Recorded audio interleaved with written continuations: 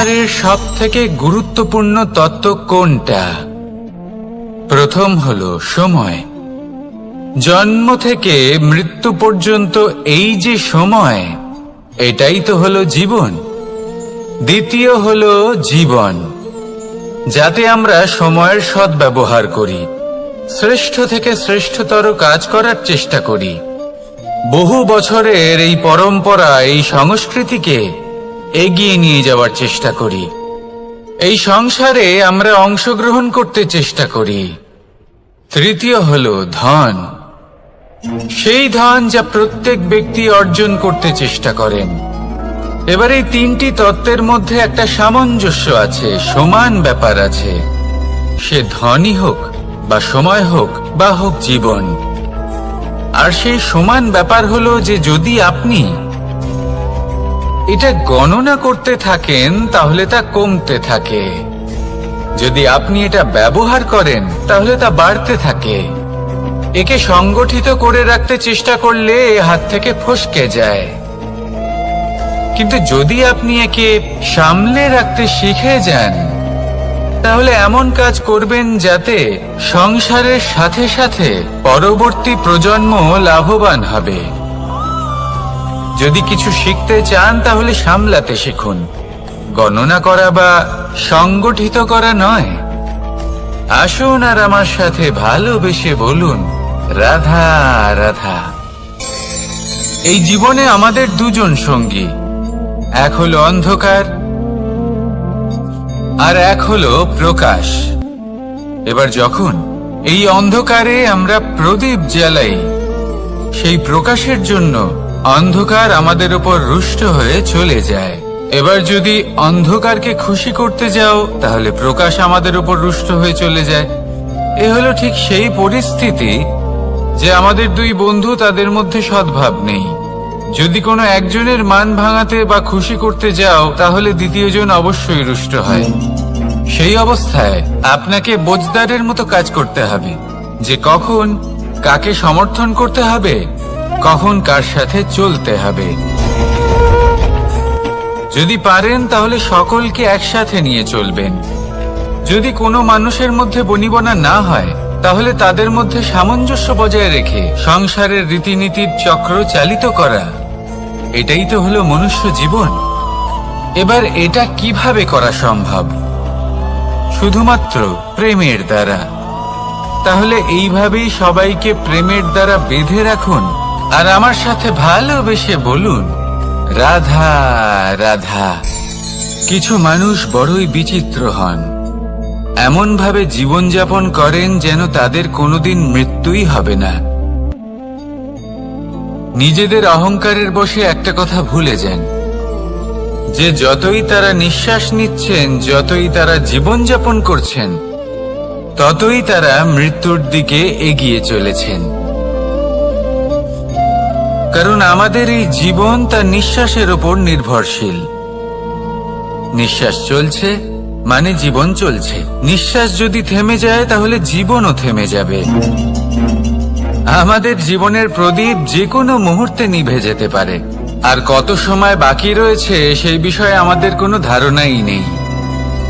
তাই যে মুহূর্ত আমরা এখন যাপন করছি সেটার সদ্ব্যবহার করে নেওয়া যাক, কোনো শুভ কর্ম করে নেওয়া যাক, এমন কোনো কর্ম যার দ্বারা আমাদের ব্যক্তিত্বতে এমন এক চমক আসে যে আমাদের মৃত্যুর পরেও এই সংসার আমাদের চিরস্মরণীয় করে।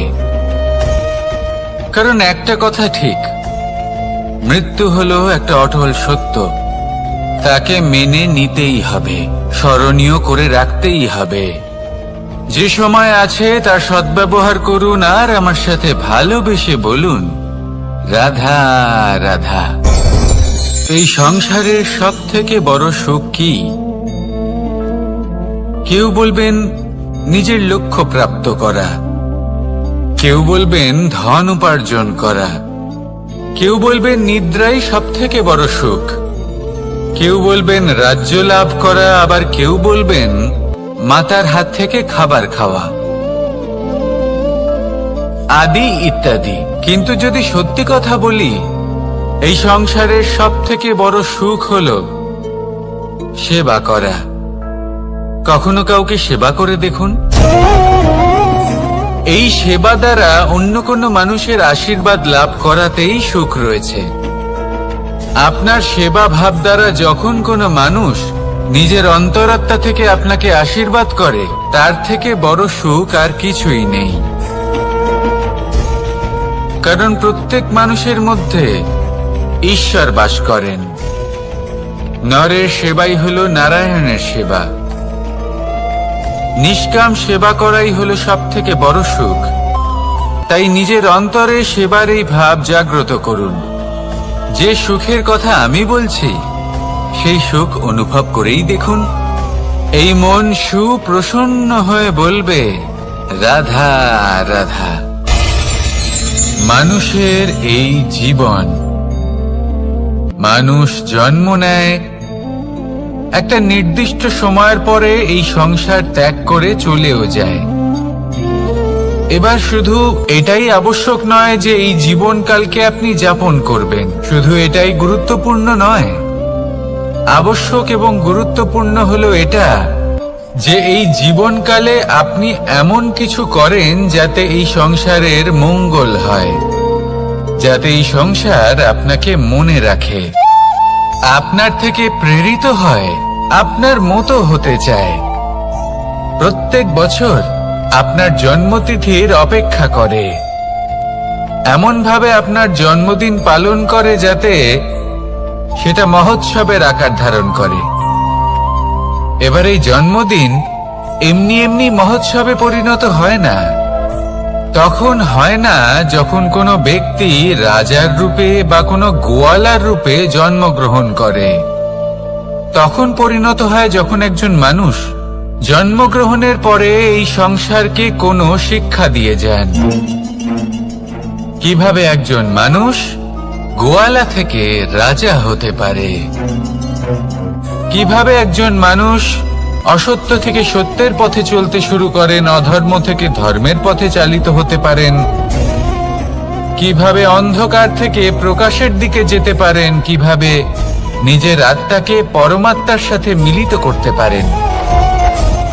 তা সে রামনবমী হোক বা জন্মাষ্টমী হোক, তাদের জীবনের সাথে জড়িত প্রত্যেক মুহূর্ত একটা পরবের আকার ধারণ করে।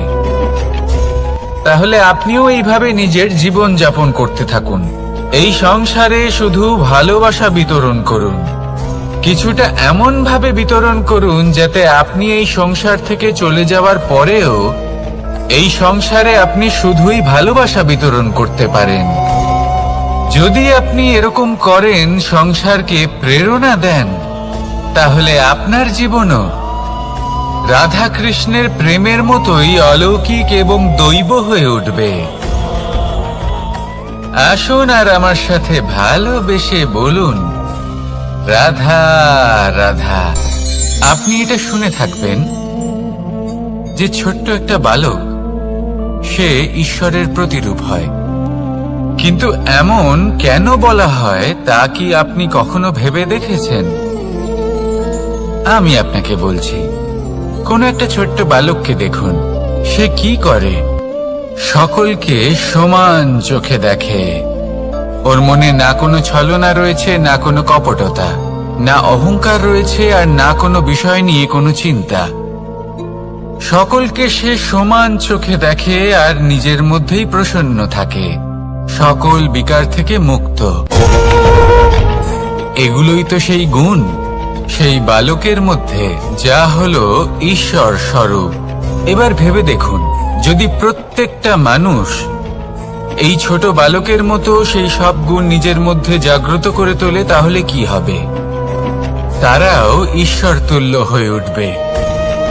তাই আপনিও এটাই করুন, নিজের মনকে বিকার মুক্ত করুন সেই ছোট্ট বালকের মতো।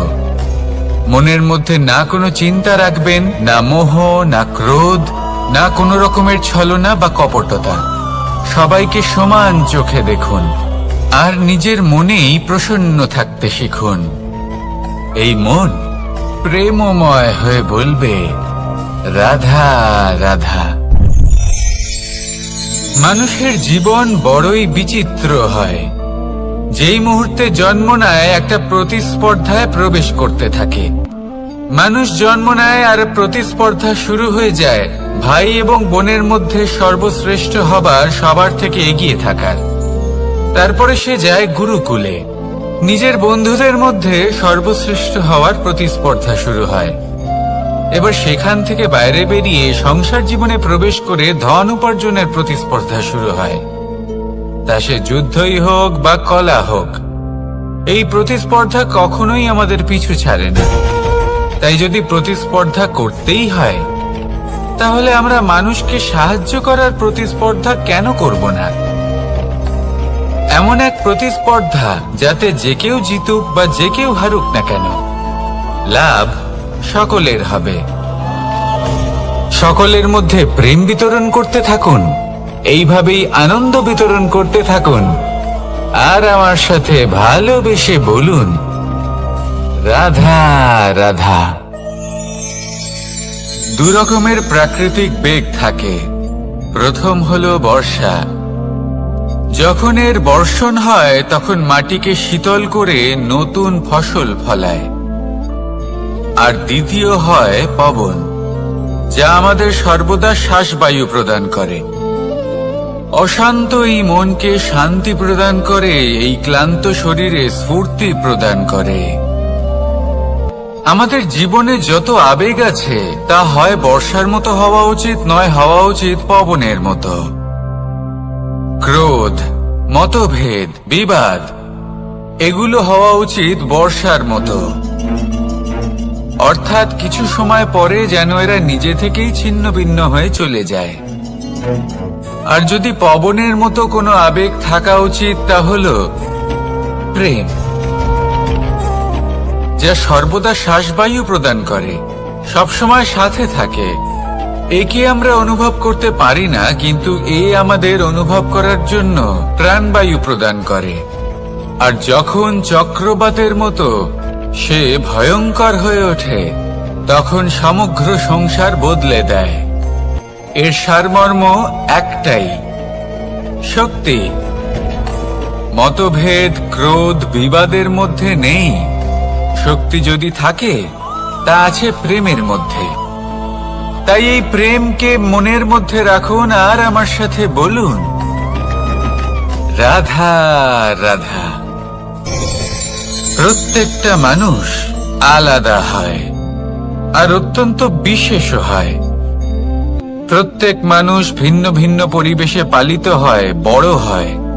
প্রত্যেকের নিজস্ব চিন্তা ভাবনা থাকে, নিজস্ব বিচারধারা থাকে। যখন অনেক ভিন্ন বিচারধারা একত্রিত হয়ে যায়, তখন শুরু হয় বিবাদ। এবার এই বিবাদের সময় আপনি দেখবেন, দুই ব্যক্তি যাদের মধ্যে এই বিবাদ হচ্ছে, সবসময় এটা প্রমাণ করতে চান যে তার সামনের ব্যক্তি এবং তার ভাবনা, তার বিচারধারা বা তার বক্তব্য হলো অনুচিত।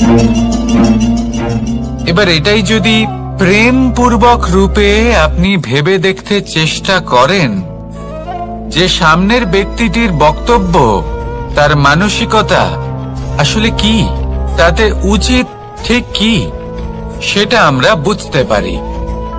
একদিকে হলো এই বিবাদ, যা আপনাকে সামনের ব্যক্তিটিকে অনুচিত প্রমাণ করতে বাধ্য করে। আর অন্যদিকে হলো প্রেম, যা সামনের ব্যক্তিটির যুক্তি বুঝতে সাহায্য করে, তাতে উচিত কি রয়েছে সেটা বুঝতে বাধ্য করে, তাকে মহান হয়ে ওঠার পথে অগ্রসর হতে বাধ্য করে। তাই এই বিবাদকে ত্যাগ করুন আর প্রেমকে আপন করে নিন, আর এই প্রেম ভাব নিয়ে বলুন, রাধা রাধা। এই সংসারে বড়ই বিচিত্র এক শব্দ আছে, মূল্য। এর প্রয়োগ আমরা জীবনেও করে থাকি, আবার ব্যবসাতেও করে থাকি। একজন উদ্যোগপতি সবসময় বলেন, ব্যবসার মূল্য সবসময় উচ্চমান হওয়া উচিত, তাতে লাভ বেশি। অন্যদিকে আরেকজন ব্যক্তি যিনি পরোপকারী, যিনি ঈশ্বরের দর্শনের অভিলাষী, তিনি বলেন জীবনের মূল্য সব থেকে উচ্চমান হওয়া উচিত। অনেক সময় মানুষ কি করে থাকেন, ব্যবসার এই মূল্য তা উচ্চতার শিখরে পৌঁছানোর লোভে জীবনের মূল্য নামিয়ে ফেলেন, যেখানে এই সমগ্র সংসার প্রেমের দ্বারা চালিত হয়। প্রেমই হলো এই সংসারের আধার। এবার যদি আপনি প্রেম করতে শিখে যান, তাহলে ব্যবসাতে নিশ্চিত রূপে লাভের সাথে সাথে কীর্তি এবং যশ লাভও করতে পারবেন।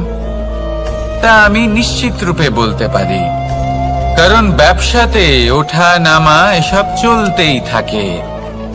জীবনকে আপনি যদি একবার উচ্চতায় নিয়ে যেতে পারেন, তাহলে তা কখনোই নামবে না। আসুন আর আমার সাথে ভালোবেসে বলুন, রাধা রাধা। যা বাধা দেয় তা হলো অবরোধ, যা এগিয়ে নিয়ে যায় তা হলো বিকাশ, আর যা ভাগ করে দেয় তা হলো গুণ। আপনি সবাইকে আনন্দ দিন, তার বদলে আপনিও আনন্দ পাবেন। আপনি সবার মধ্যে প্রেম ছড়ান, আপনিও তার বদলে প্রেমই পাবেন। এই দেখুন না, মেঘেদের দেখুন। এই যে মেঘ, এই মেঘের গুণ এইটা নয় যে এরা জল সংগ্রহ করে রাখে।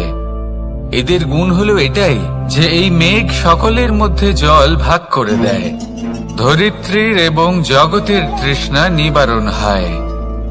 সূর্য, সূর্যের গুণ এইটা নয় যে সে সব থেকে বেশি তেজস্বী। তার গুণ হলো এটাই যে সে নিজের তেজ সবার মধ্যে ভাগ করে দিতে পারে। ঠিক সেইভাবেই জীবনে আনন্দ, উল্লাস, প্রেম এই সব কিছুই ভাগ করে নিতে শিখুন। এটাই হলো একটা গুণ, আর তার বদলে আপনি দ্বিগুণ আনন্দ, দ্বিগুণ উল্লাস, দ্বিগুণ প্রেম অবশ্যই পাবেন। যদি আপনি এই সবকিছু নিজের কাছেই জমিয়ে রাখেন, তাহলে আপনি নিজের বিকাশে নিজেই বাধা দেবেন। আসুন আর আমার সাথে ভালোবেসে বলুন, রাধা রাধা। আপনি কখনো মাখনের হাঁড়ি ভেঙেছেন? কত আনন্দ পাওয়া যায়। এই মাখনের হাঁড়ি ভাঙলে পুরো মাখন আমাদের গায়ে এসে পড়ে আর মন উচ্ছ্বসিত হয়ে ওঠে। কিন্তু তার জন্য বালগোপালদের কত চেষ্টা করতে হয় সেটা কখনো ভেবে দেখেছেন? প্রথমে বড়ই পরিশ্রম করে একের ওপর এক সাবধানে ওপরে চড়তে হয়, তারপরে ভারসাম্য বজায় রাখতে হয়, পড়ে গেলে হবে না। তারপর এই হাতের দ্বারা সেই মাখনের হাঁড়ি ভাঙতে হয়, তখন মাখন পড়ে। এবার এরকমই কিছু আমাদের জীবনে আমাদের সাথেও হয়। এবার আপনি বলবেন যে মাখনের হাঁড়ি ভাঙার এই প্রক্রিয়া, তার সাথে জীবনের কি সম্পর্ক থাকতে পারে? আসলে আমাদের মনের মাঝেও একটা হাঁড়ি রয়েছে, অহংকারের হাঁড়ি। আর এই অহংকারের হাঁড়ি যখন ভেঙে যায়, তখন প্রসন্ন হবার আনন্দ চতুর্দিকে ছড়িয়ে পড়ে। এই মন, এই আত্মা, এই দুই প্রসন্ন হয়ে যায়। কিন্তু তার জন্য আপনাদেরকেও বালগোপালের মতো চেষ্টা করে যেতেই হবে, ভারসাম্য বজায় রাখতেই হবে মনের মাঝে এবং এই বুদ্ধিতে, ভালো এবং মন্দের মধ্যে, লোভ এবং পরমার্থের মধ্যে। আর তারপর নিজে হাতে অহংকারের এই হাঁড়ি ভেঙে দিতে হয়।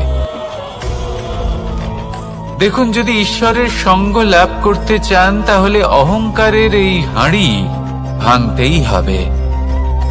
আসুন আর আমার সাথে ভালোবেসে বলুন, রাধা রাধা। মুঠো হাতের শক্তি বেশি, মুঠো খুললেই তা দুর্বল। তা এমন কি থাকা উচিত এই বন্ধ মুঠোয় যা লাখের সমান? মানসিকতা এবং স্বপ্ন। মানুষ জন্মগ্রহণ করে, তার মানসিকতা সময়ের সাথে উন্নত হয়।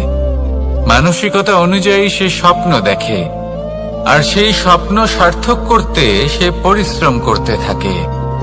কিন্তু খুব গুরুত্বপূর্ণ একটা কথা আছে যা আপনার মনে রাখা উচিত। আপনার এই মানসিকতা, আপনার এই স্বপ্ন, তা যেন আপনার নিয়ন্ত্রণে থাকে। আপনার বন্ধ মুঠোয় যেন এর লাগাম থাকে, আপনি যেন এর প্রভু হন। যদি তা হয় তবেই আপনি লাভবান হবেন।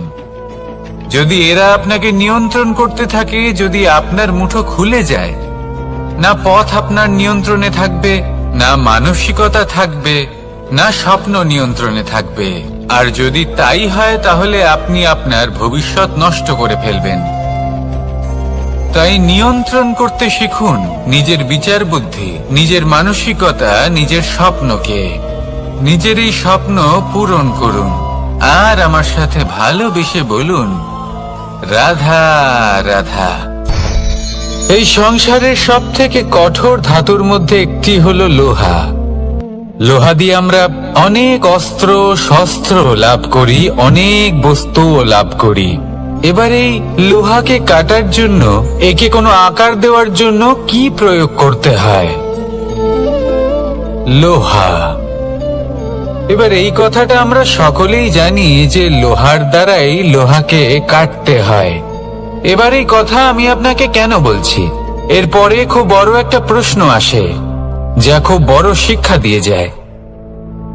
এটা কেন হয় যে আমরা একটা লোহা দিয়ে একটা লোহাতে আঘাত করছি, কিন্তু যে লোহা দ্বারা আঘাত করছি তার আকার বদলাচ্ছে না, যার ওপর প্রহার করছি তার আকার বদলাচ্ছে? এতে পার্থক্যটা কোথায়? পার্থক্য হলো তাপমাত্রার। দেখুন, যে লোহাকে আমরা কাটতে চাই তার তাপমাত্রা বাড়াতে হয়, তাকে গরম করতে হয়। আর যে লোহা দ্বারা আমরা আঘাত করতে চলেছি সেই লোহা আমাদের ঠান্ডা রাখতে হয়। অর্থাৎ ঠান্ডা লোহা গরম লোহাকে কেটে দেয়। এবার এই শিক্ষা কি আমাদের জীবনে যথেষ্ট নয়? আমাদের জীবনে অনেক সমস্যা আসতে পারে, কিন্তু আমাদের এই বিষয়ে বিশেষ খেয়াল রাখতে হবে যে আমাদের মনকে আমরা যেন ঠান্ডা রাখি, এই মস্তিষ্ককে শান্ত রাখতে হবে। যদি আমরা ক্রোধ বা ঈর্ষার আগুনে জ্বলতে থাকি, বিদ্বেষের আগুনে জ্বলতে থাকি, তাহলে আমরাও সেই লোহার মতোই হয়ে যাব যার তাপমাত্রা অত্যন্ত বেশি। তখন যে কেউ এসে আমাদের বিচ্ছিন্ন করে চলে যাবে। মনে রাখবেন, যিনি যত বেশি স্থির বুদ্ধির অধিকারী, যিনি হলেন সব থেকে বেশি শান্ত, তিনি হলেন সব থেকে বেশি বলশালী। তাহলে শান্ত থাকুন আর আমার সাথে ভালোবেসে বলুন, রাধা রাধা। এই সমগ্র সংসারের সব থেকে গুরুত্বপূর্ণ ব্যক্তি কে? স্বয়ং আপনি। নিজের জন্য তো বটেই, তাই না? কারণ যখন আপনি জন্মগ্রহণ করেন, নিজের চোখ খোলেন, এই সংসারে আসেন, তখনই তো এই সংসারকে আপনি দেখতে পান, অনুভব করতে পারেন। এখানকার আবেগ, এখানকার মানুষজন তখন থেকেই অনুভব করেন। যদি আপনি না থাকেন তাহলে এই সংসারের অস্তিত্ব আপনার কাছে শূন্যের সমান, তাই না? আপনি না থাকলে এই সংসারও আপনার কাছে নেই। এবার সবাই বলবেন যে এ তো সত্যি কথা, সেই অনুযায়ী তো আমার স্বার্থপর হওয়া উচিত, অহংকারী হওয়া উচিত, কারণ আমার কাছে আমি তো সবকিছু। দৃষ্টিভঙ্গি পাল্টে দেখুন, আপনার কাছে সব থেকে বেশি গুরুত্বপূর্ণ ব্যক্তি কে? আপনি নিজেই। সেই মানুষটি কেমন হওয়া উচিত একটু ভেবে দেখুন। সব সময় সকলকে সাহায্য করুন, একসাথে মিলে পরিশ্রম করুন, সাহায্য করুন অন্যদেরকে। এটা অতি আবশ্যক। এবং তার থেকেও বেশি গুরুত্বপূর্ণ হলো এটাই যে আপনার মনে যেন কখনো এই বিষয়ে ভয় না থাকে যে আমি আমার প্রিয়জনদের, আমার কাছের মানুষগুলিকে হারিয়ে ফেলব। এই ভয় কখনোই মনের মধ্যে থাকা উচিত নয়। যদি ভয় থাকে তাহলে থাকুক এই বিষয়ে যে সকল মানুষ আমার জীবন থেকে, আমার থেকে দূরে চলে যাচ্ছেন, তাদের বাধা দিতে দিতে আমি যেন নিজেকেই না হারিয়ে ফেলি। নিজের অস্তিত্বকেই না হারিয়ে ফেলি, নিজের ব্যক্তিত্বকে, নিজের বিচারধারাকে, নিজের করুণার শক্তি না হারাই, তাহলে এই ভয় ত্যাগ করুন আর আমার সাথে ভালোবেসে বলুন, রাধা রাধা। মানুষের দুটো রূপ রয়েছে, এক আমাদের এই মুখ যা শুধুই চোখে দেখা যায়, আর দ্বিতীয় আমাদের এই মন যা শুধুমাত্র অন্তরাত্মা দ্বারা দেখা যায়। এবার আমাদের এই মুখ তা ঈশ্বর সকলকেই আগে থেকেই প্রদান করেছেন, কিন্তু এই মন কেমন হবে তা আমাদের জীবনের অনুভূতি এবং আমাদের জীবনের লক্ষ্য এগুলি সুনিশ্চিত করে। অর্থাৎ নেত্র দিয়ে দেখা যায় আমাদের এই মুখ, তা শুধুই এই কারণে প্রয়োজন যাতে সংসার আমাদের দেখতে পায়, আমাদের চিনতে পারে। কিন্তু যদি এই সংসারে আপনি প্রকৃত অর্থে মান সম্মান লাভ করতে চান, তাহলে নিজের অন্তরাত্মাকে আপনাকে বিকশিত করতেই হবে। দেখুন, কথায় আছে এই যে অসুর, তা শারীরিকভাবে উপস্থিত নয়, তা মনের মধ্যে থাকে। যদি এই মন থেকে অসুরকে বের করে দেওয়া যায়, তাহলে শরীরে তা উপস্থিত থাকবেই না। তাই মনকে শুদ্ধ করুন আর আমার সাথে ভালোবেসে বলুন, রাধা রাধা। প্রয়াস, পরিশ্রম, এই শব্দগুলি শুনতে হয়তো ছোট মনে হয়, কিন্তু এর মূল্য অনেকটাই অধিক। এবার প্রয়াসও কিন্তু দুই ধরনের হয়।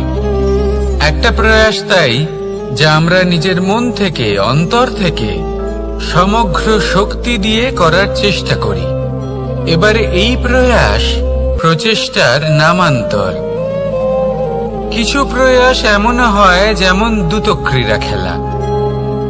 মানুষ বলেন, আজ একটু প্রয়াস করি, একটু দ্রুতক্রীড়া খেলেই দেখি, যদি বিজয়ী হই তবে ভালো ব্যাপার, যদি না হই তবে আর কখনো খেলবো না। এটাও কিন্তু প্রয়াস, কিন্তু এই প্রয়াস পরিশ্রম নয়। পাণ্ডবদের দেখুন, ওনারা যখন পরিশ্রম করেছিলেন তখন খাণ্ডবপ্রস্থকেও ইন্দ্রপ্রস্থ বানিয়েছিলেন। দ্রুতক্রীড়া খেললেন, সেই মুহূর্তেই ইন্দ্রপ্রস্থ হারিয়ে ফেললেন। পরিশ্রম করলেন, সগৌরবের রাজা হলেন। দ্রুতক্রীড়া খেললেন, তখন এক মুহূর্তে রাজা থেকে নিঃস্ব হয়ে গেলেন। সারমর্ম এটাই যে দ্রুতক্রীড়া কখনো কখনো আপনার মিত্র হতে পারে, কখনো সে আপনাকে বিজয়ী করতে পারে, কিন্তু প্রয়াস এবং পরিশ্রম যখন একসাথে মিলিত হয় তখন তা সর্বদাই আপনার সাথে থাকে। প্রয়াস করতে থাকুন, পরিশ্রম করতে থাকুন, আর আমার সাথে ভালোবেসে বলুন, রাধা রাধা। মানুষ কখনো কখনো সময়কে নিয়ন্ত্রণ করতে চেষ্টা করে, কখনো কখনো সময়ের গুরুত্ব বুঝতে পারে না। এটা ভাবে যে এই কিছু মুহূর্ত কেটে যাক, একে অতিবাহিত করি, তাহলে কি বা হবে, কয়েকটা মুহূর্ত মাত্র। কিন্তু তা নয়। আজকের একটা মুহূর্ত ভবিষ্যতের অনেক বড় পরিবর্তনের ভিত হতে পারে। আজকের একটা মুহূর্ত আপনার ভবিষ্যৎকে উজ্জ্বল করে তুলতে পারে। সেই জন্য ছোট ছোট মুহূর্তগুলিকে অদেখা করবেন না। সময়কে কাজে লাগান, পূর্ণরূপে কাজে লাগান। এবার যদি আপনি কাউকে সাহায্য করতে চান আর সেই কারণেই যদি থেমে থাকেন, তাহলে ঠিক আছে, কারণ আপনি কাউকে সাহায্য করে তার জীবনকে আরো ভালো করে তুলতে চাইছেন, আরো শ্রেষ্ঠ করতে চাইছেন। এই পুণ্য, এই কর্ম ফিরে আপনার কাছেই আসবে আর আপনার জীবনকে শুভ করে তুলবে। কিন্তু যদি আপনি আলস্যের কারণে থেমে থাকেন এবং কিছুই না করেন, সময় নষ্ট করেন, তাহলে কিন্তু একটাই ঘটনা ঘটবে, আপনার ভবিষ্যৎ বিপদগ্রস্ত হয়ে পড়বে, আর কিছুই নয়। সেই জন্য এটা বোঝা প্রয়োজন যে কখন থামতে হবে এবং কেন থামতে হবে। যদি আপনার থামার কারণ এবং সময় অনুচিত হয়ে থাকে, তাহলে আপনার ভবিষ্যৎ কখনোই উচিত হতে পারে না। সেই জন্য সময়কে সম্মান করুন আর পূর্ণ ব্যবহার করতে শিখুন। আর আমার সাথে ভালোবেসে বলুন, রাধা রাধা। জীবনে সবসময় সেটা হয় না যা আমরা চাই, তেমন ভাবে হয় না যেমন ভাবে আমরা চাই। এবার তাতে আমরা দুঃখ পাই, নিরাশ হয়ে পড়ি, ভাগ্যকে দোষ দিই অথবা অন্য কাউকে বা নিজেকে। কিন্তু সত্যটা কি সেটা আমাদের জানতে হবে। এই সংসার নির্মিত হয়েছে পাহাড় দ্বারা এবং পাথর দ্বারা, তাই প্রত্যেক স্থানে ছোট ছোট ছোট ছোট নুড়ি পাথর তো অবশ্যই থাকবে। এগুলো এড়িয়ে যাওয়া সম্ভব নয়, আর এই কথাটা আমরা সকলে জানি। এবার এইভাবেই আমাদের জীবনে নানান রকমের সমস্যা লেগেই থাকে। এর হাত থেকে কোনোভাবেই নিস্তার পাওয়া সম্ভব নয়। একটা সমস্যা এড়াতে যান, দ্বিতীয় চলে আসবে, দ্বিতীয় সমস্যা এড়াতে যান, তৃতীয় চলে আসবে। কিন্তু সমস্যা জীবনে থাকবেই, আর আপনাকে সাহায্য করার জন্যই থাকবে কোনো না কোনো রূপে। আপনার চারপাশে পাথর আছে, এটা আপনার উপর নির্ভরশীল আপনি কি করবেন, কোন পথে অগ্রসর হবেন এবং কিভাবে অগ্রসর হবেন। এবার দেখুন, এটা তো সবসময় সম্ভব নয় যে আপনার পদতলে ফুলের চাদর থাকবে, এটা তো অসম্ভব। সেই জন্য উচিত এটাই হবে যে আপনি পাদুকা পরিধান করে জীবনে অগ্রসর হন। এর সারমর্ম এটাই, যখনই জীবনে সমস্যা আসবে দৃঢ় হয়ে সম্মুখীন হন এবং এটা বোঝার চেষ্টা করুন যে এই সমস্যা জীবনে কেন এলো, কি শিক্ষা দিয়ে গেল। আপনার মধ্যে দোষ অবশ্যই থাকবে, তাকে গুণে পরিবর্তিত করুন। এই জীবন আরো বেশি সহজ সরল হবে এবং প্রসন্ন হয়ে বলবে, রাধা রাধা।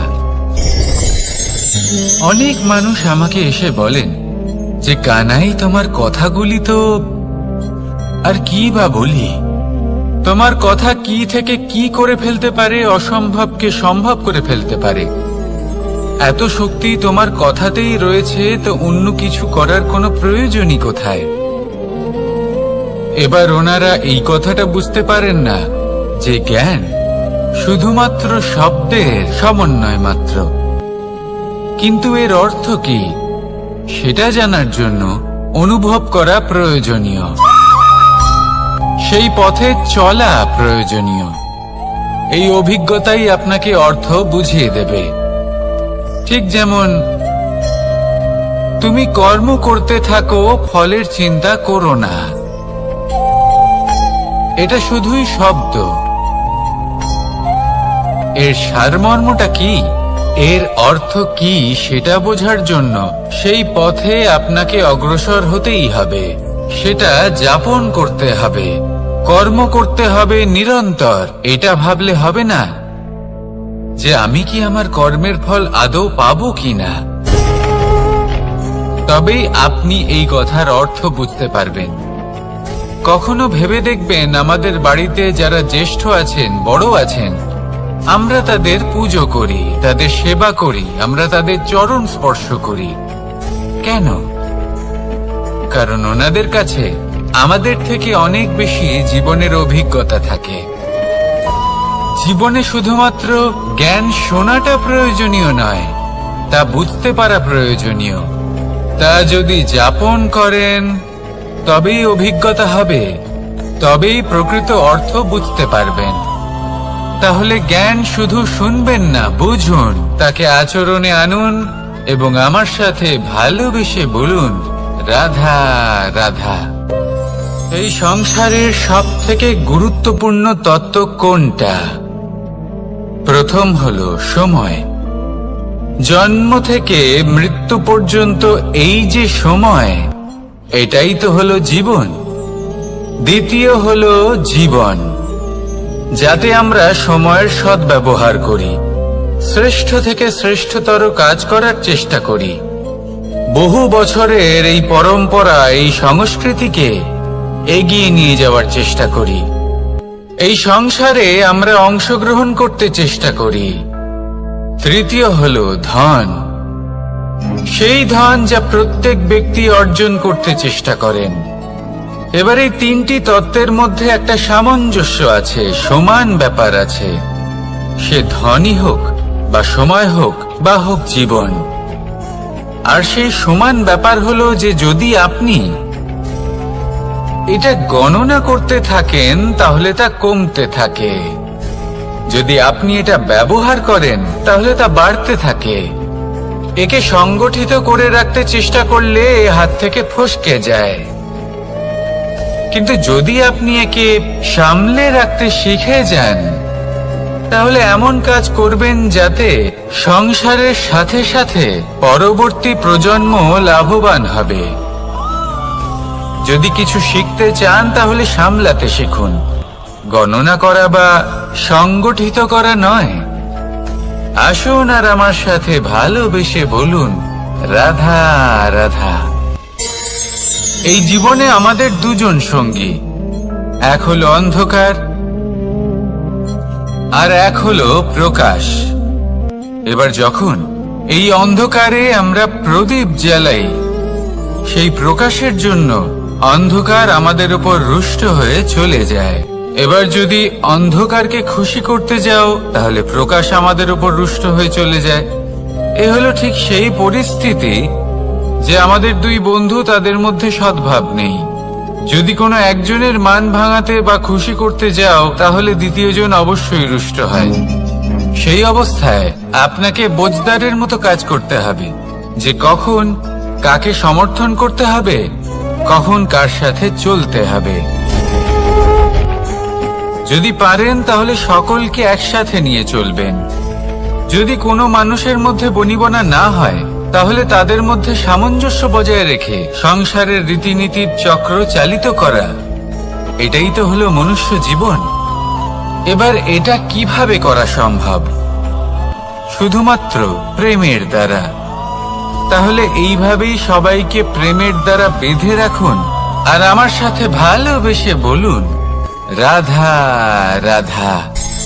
কিছু মানুষ বড়ই বিচিত্র হন, এমন ভাবে জীবনযাপন করেন যেন তাদের কোনোদিন মৃত্যুই হবে না। নিজেদের অহংকারের বশে একটা কথা ভুলে যান যে যতই তারা নিঃশ্বাস নিচ্ছেন, যতই তারা জীবনযাপন করছেন, ততই তারা মৃত্যুর দিকে এগিয়ে চলেছেন। কারণ আমাদের এই জীবন তার নিঃশ্বাসের ওপর নির্ভরশীল। নিঃশ্বাস চলছে মানে জীবন চলছে। নিঃশ্বাস যদি থেমে যায় তাহলে জীবনও থেমে যাবে। আমাদের জীবনের প্রদীপ যে কোনো মুহূর্তে নিভে যেতে পারে, আর কত সময় বাকি রয়েছে সেই বিষয়ে আমাদের কোনো ধারণাই নেই। তাই যে মুহূর্ত আমরা এখন যাপন করছি সেটার সদ্ব্যবহার করে নেওয়া যাক, কোনো শুভ কর্ম করে নেওয়া যাক, এমন কোনো কর্ম যার দ্বারা আমাদের ব্যক্তিত্বতে এমন এক চমক আসে যে আমাদের মৃত্যুর পরেও এই সংসার আমাদের চিরস্মরণীয় করে। কারণ একটা কথা ঠিক, মৃত্যু হলো একটা অটল সত্য, তাকে মেনে নিতেই হবে, স্মরণীয় করে রাখতেই হবে। যে সময় আছে তার সদ্ব্যবহার করুন আর আমার সাথে ভালোবেসে বলুন, রাধা রাধা। এই সংসারের সব থেকে বড় সুখ কি? কেউ বলবেন নিজের লক্ষ্য প্রাপ্ত করা, কেউ বলবেন ধন উপার্জন করা, কেউ বলবেন নিদ্রাই সব থেকে বড় সুখ, কেউ বলবেন রাজ্য লাভ করা, আবার কেউ বলবেন মাতার হাত থেকে খাবার খাওয়া, আদি ইত্যাদি। কিন্তু যদি সত্যি কথা বলি, এই সংসারের সব থেকে বড় সুখ হলো সেবা করা। কখনো কাউকে সেবা করে দেখুন, এই সেবা দ্বারা অন্য কোনো মানুষের আশীর্বাদ লাভ করাতেই সুখ রয়েছে। আপনার সেবা ভাব দ্বারা যখন কোনো মানুষ নিজের অন্তরাত্মা থেকে আপনাকে আশীর্বাদ করে, তার থেকে বড় সুখ আর কিছুই নেই। কারণ প্রত্যেক মানুষের মধ্যে ঈশ্বর বাস করেন। নরের সেবাই হলো নারায়ণের সেবা। নিষ্কাম সেবা করাই হলো সব থেকে বড় সুখ। তাই নিজের অন্তরে সেবার এই ভাব জাগ্রত করুন। যে সুখের কথা আমি বলছি, সেই সুখ অনুভব করেই দেখুন। এই মন সুপ্রসন্ন হয়ে বলবে, রাধা রাধা। মানুষ অসুস্থ কেন হন? শারীরিক দুর্বলতার কারণে? না, মানুষ অসুস্থ হন তার মানসিকতার কারণে, তার বিবেকের কারণে, তার কর্মের কারণে, তার ক্রোধের কারণে। আর যখন কেউ সুস্থ হন, ঠিক হয়ে যান, তার মানে এটা নয় যে শুধু ওষুধের জন্য তিনি সুস্থ হয়েছেন। না, এটা কারোর তার প্রতি প্রেমের প্রভাব, বিশ্বাসের প্রভাব, সম্বলের প্রভাব। শুধুমাত্র ওষুধ দিয়ে কিছুই হয় না। যদি মনে প্রেম থাকে, বিবেক থাকে, বিশ্বাস থাকে, সম্বল থাকে, তবেই সেই ওষুধ কাজ করতে পারে। তাই মনে রাখবেন, এই জীবন হলো অত্যন্ত ছোট। মনে প্রেম ভাব রাখুন, মিত্রতা করুন, শত্রুতা নয়। ভালোবাসুন, বিদ্বেষ নয়। আর এই ভালোবাসার সাথেই বলুন, রাধা রাধা। জীবন, এই জীবনের সত্য কি? জন্ম, যেখান থেকে জীবন আরম্ভ হয়, নাকি সমাপ্তি? মৃত্যু, যেখানে জীবন শেষ হয়ে যায়। জীবনের সত্য এটা নয়, সব কিছু এটা নয়। ভালো করে ভেবে দেখলে কিছুই যায় আসে না যে আপনার জন্ম কোথায় হয়েছে, কিভাবে হয়েছে। এতেও কিছু যায় আসে না যে আপনার মৃত্যু কোথায় হবে, কিভাবে হবে। যায় আসে তখন, গুরুত্বপূর্ণ হলো এটাই, যে জীবন আপনি যাপন করেছেন তার উদ্দেশ্য কি ছিল, কি ভাবনা নিয়ে আপনি বেঁচেছেন। এখন যদি আপনি এমন কিছু করেন যার দ্বারা এই সংসার আপনার থেকে জীবন যাপনের প্রেরণা পেতে পারে, মৃত্যুর পরেও আপনার কর্ম দেখে তা স্মরণ করে জীবনে বাঁচতে শেখেন, তাহলে তার তাৎপর্য হলো আপনি নিজের কর্মের দ্বারা, নির্বাচনের দ্বারা অমর হয়ে গেছেন। দেখুন, জীবনে দুশ্চিন্তা করা হলো বৃথা, মৃত্যুর ভয়ও হলো বৃথা। কারণ আত্মা কখনো মরে না, তাকে কেউ শেষ করতে পারে না। না কাল, না মৃত্যু, আর না সময়। যদি এমন কিছু থাকে যা আপনার আত্মাকে শেষ করে দিতে পারে, তাহলে তা আপনারই নিজের দুষ্কর্ম। তাই এই যে জীবনকাল আপনার কাছে রয়েছে, তাতে শুধু শুভ কর্ম করুন, দুশ্চিন্তা করা ত্যাগ করুন। এমন কর্ম করুন যা দেখে সংসার উচিত পথে চলে আসবে, শুভ কর্ম করবে। যদি আপনার মৃত্যুর পরে সংসার আপনাকে স্মরণ করে শিক্ষা লাভ করে, উচিত পথে চলে, প্রেরিত হয়, তাহলে আপনিও অমর হয়ে যাবেন। আসুন আমার সাথে ভালোবেসে বলুন, রাধা রাধা। কথায় আছে, যা কিছু অন্তর থেকে নিঃসৃত হয় তা অশুভ হয় না। অশুভ হলো সেই বোধ, সেই ইচ্ছে যা অন্তর থেকে নিঃসৃত হলেও কখনোই বিবেকের দ্বারা পরখ করা হয় না। এমনই একটা অনুভূতি হলো ক্রোধ। এই ক্রোধ আপনার বিবেকই হরণ করে নেয়, আপনার করুণা হরণ করে নেয়। আপনি ভাবনা চিন্তা করার যোগ্যতাই হারিয়ে ফেলেন। এবার যদি আপনি সংসারকে নিয়ন্ত্রণ করতে চান, ভবিষ্যতের ওপর নিয়ন্ত্রণ রাখতে চান, বর্তমানের ওপর নিয়ন্ত্রণ রাখতে চান, তাহলে প্রথমে নিজের ক্রোধের উপর নিয়ন্ত্রণ করা শিখতে হবে, কারণ এই ক্রোধ আপনার বন্ধু নয়, এ আপনার শক্তি নয়, এ হলো আপনার দুর্বলতা, আর এটা শত্রুর শক্তি বাড়িয়ে তোলে, আর শেষ পর্যন্ত ক্ষতি আপনারই হয়। তাই এই ক্রোধকে নিজের নিয়ন্ত্রণে রাখুন। অশুভ মন্তব্য আপনা থেকেই অসফল হয়ে যাবে। আসুন আমার সাথে ভালোবেসে বলুন, রাধা রাধা।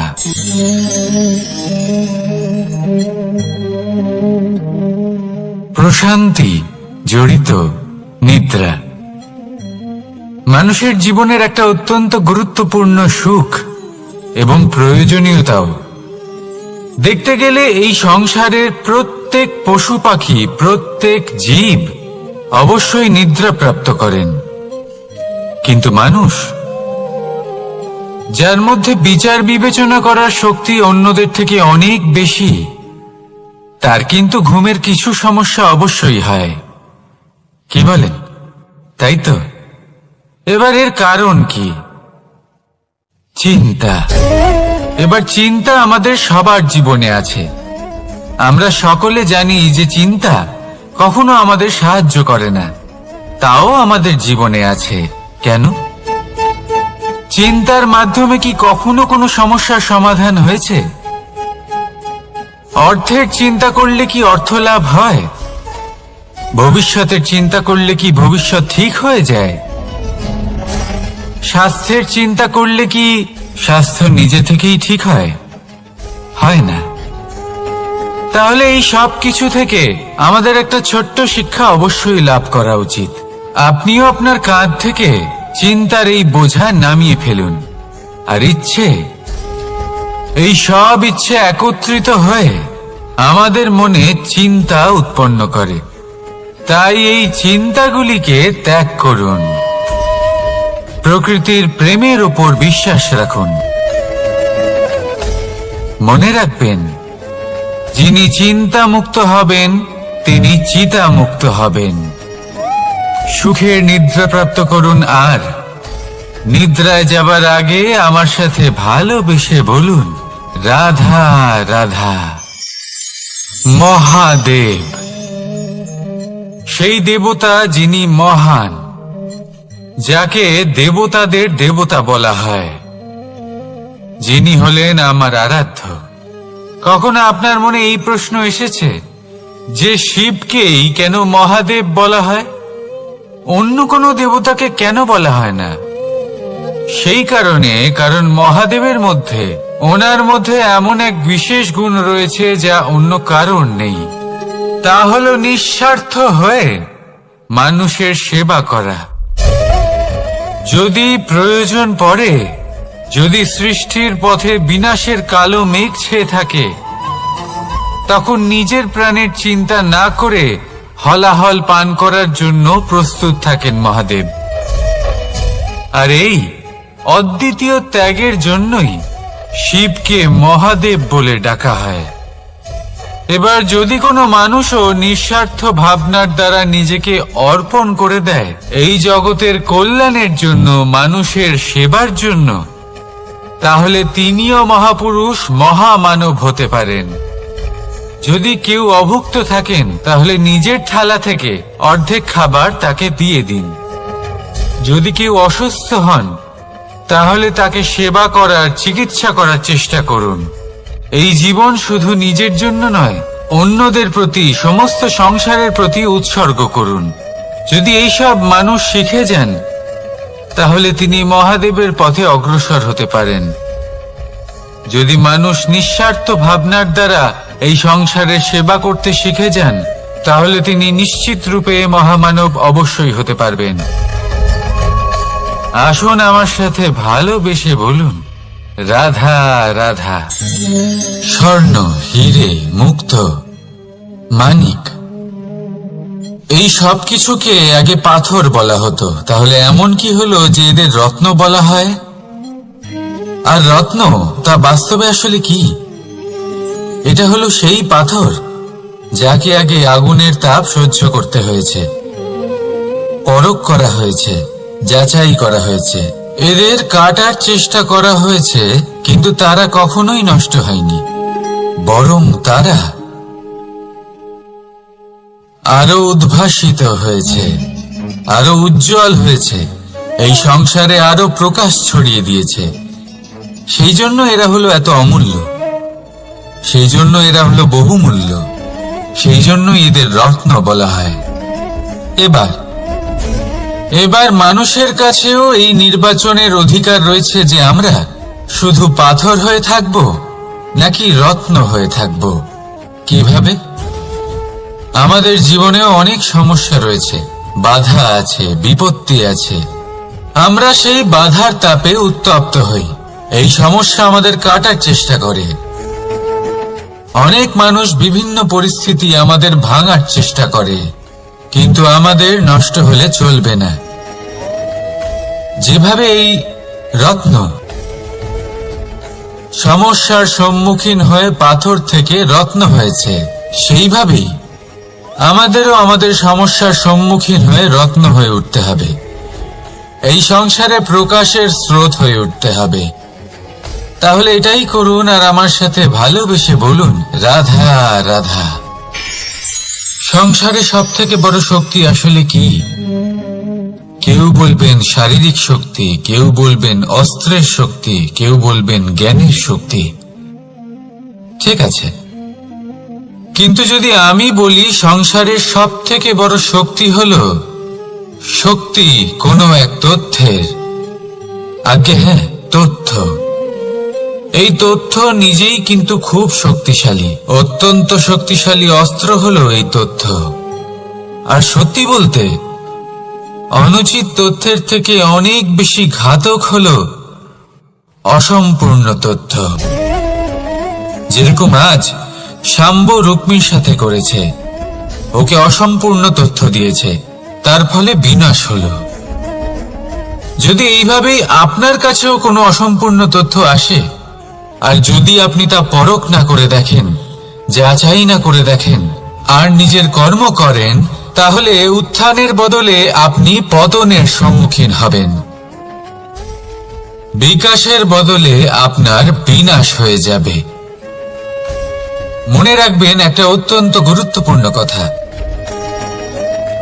সঠিক তথ্য পাওয়া সঠিক তথ্য দেওয়ার থেকে অনেক বেশি গুরুত্বপূর্ণ। আশা করি এই কথা আপনি বুঝেছেন। জীবনে যখনই কোনো তথ্য আপনি পাবেন, সেই বিষয়ে ভেবে দেখুন, পরখ করে দেখুন, যাচাই করুন, তারপর নিজের কর্ম করুন। আর আমার সাথে ভালোবেসে বলুন, রাধা রাধা। ধর্ম এবং প্রেম, এই দুই হলো একই মুদ্রার দুই পিঠ। যদি এদের মধ্যে কোনোটা নষ্ট হয়ে যায়, তাহলে দ্বিতীয়টাও থাকে না। কখনো ভেবেছেন এমন কেন হয়? তার জন্য আগে আপনাকে বুঝতে হবে যে ধর্ম আসলে কি। ধর্ম সেটাই যা এই সংসারের প্রত্যেক মানুষকে একে অপরের সাথে সুখ এবং শান্তিতে থাকতে প্রেরণা যোগায়। এই প্রেরণার আধার হলো প্রেম। প্রেম সেটাই যা আপনার মধ্যে অন্য কারোর প্রতি করুণাবোধ জাগিয়ে তোলে, সম্মান জাগিয়ে তোলে। এবার যদি প্রেম চলে যায়, তাহলে সবার আগে বিনাশ হবে সম্মান আর করুণাবোধের। এবার যেখানে না প্রেম রয়েছে, না সম্মান রয়েছে, না করুণা রয়েছে, সেখানে ধর্ম কিভাবে বাস করবে? অশুভ ইচ্ছে জাগ্রত হয়ে ওঠে, ক্রোধ জাগ্রত হয়ে ওঠে, অহংকার জাগ্রত হয়ে ওঠে, আর তারপর আরম্ভ হয় অধর্মের। তাই যা যা ভাবনা আপনার অন্তরে প্রবেশ করছে, করতে দিন, কিন্তু যাই হোক না কেন, এই প্রেমকে নিজের থেকে দূরে যেতে দেবেন না। এই প্রেমকে চিরকাল নিজের কাছে রাখুন, নিজের হৃদয়। আর এই প্রেম ভাব নিয়ে বলুন, রাধা রাধা। এই সংসারে আমাদের জীবনের সব থেকে বড় দোষ কি আপনি জানেন? কেউ বলবেন লোভ, কেউ বলবেন লালসা, কেউ বলবেন অসত্য। দেখুন, দুঃখের মূল কারণ হল পরিশ্রম না করা। কিছু মানুষ ভাবেন যে আমি জীবনে কোনো পরিশ্রম করব না, অথচ আমি সবকিছু প্রাপ্ত করতে চাই। আর এমন এক কারণের জন্যই দূতের মতো খেলা আমাদের জীবনে প্রবেশ করার সুযোগ পায়। দূত, এই দূত আসলে কি? দূত অর্থাৎ কোনো পরিশ্রম ছাড়াই অন্য কেউ পরিশ্রম করে যা অর্জন করেছেন, যে সুখ সুবিধা অর্জন করেছেন, তা নিজের জন্য শুধুমাত্র একটা খেলার মাধ্যমে নিজের করে নেবার ইচ্ছে। আর এই ইচ্ছে অত্যন্ত বিনাশকারী হতে পারে।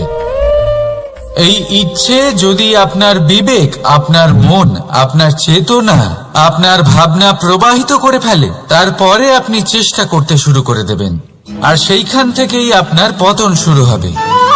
এই চেষ্টা করবেন যে অন্য কারোর জীবনের সমস্ত ধন, তার সমস্ত জীবন সম্পূর্ণভাবে নিজের করে নেওয়া। কারণ প্রথমে আশা জাগ্রত হয়, আর এই আশা হতাশায় পরিণত হতে সময় লাগে না। এই হতাশা কুণ্ঠায় পরিণত হতে সময় লাগে না, কুণ্ঠা লোভে পরিণত হতে সময় লাগে না, আর এই লোভ প্রতিশোধ স্পৃহাতে পরিণত হতে সময় লাগে না। আর যখন এই সব কিছু হয়, আপনি দুষ্ট হয়ে যান। আর সবাই জানেন যে প্রত্যেক দুষ্ট ব্যক্তির পতন হলো অবশ্যম্ভাবী। তাই নিজেকে দূতের থেকে দূরে রাখুন আর পরিশ্রমকে নিজের কাছে টেনে নিন। জীবনে আপনার যা যা স্বপ্ন রয়েছে, যা আপনি করতে চান, শুধুই পরিশ্রম দ্বারা অর্জন করুন। তাহলে তাই করুন, আর আমার সাথে ভালোবেসে বলুন, রাধা রাধা। জীবনে কিছু শেখা অত্যন্ত গুরুত্বপূর্ণ। এবার কি কি শিখতে হবে, সেই সব শেখানোর জন্য অনেক শিক্ষক রয়েছেন। কিন্তু কি শিখবেন না আর কি করবেন না, এটা আমাদের নিজের অভিজ্ঞতা দিয়ে শিখতে হয়। কিন্তু তার মানে এটা নয় যে যদি আপনাকে শিখতে হয় যে আগুনের তাপ কতটা, আপনাকে আগুনের মধ্যে হাত দিতে হবে না। অন্য কারোর অভিজ্ঞতা দ্বারাও শিখতে পারেন। প্রশ্ন শুধুমাত্র একটাই যে আপনি কি শিখতে চান নাকি চান না। যদি আপনি এটাই ভাবেন যে আমি শুধুই নিজের অভিজ্ঞতা দ্বারাই শিখতে চাই, তাহলে জীবনকাল ছোট মনে হবে, অনেক কিছুই শিখতে পারবেন না।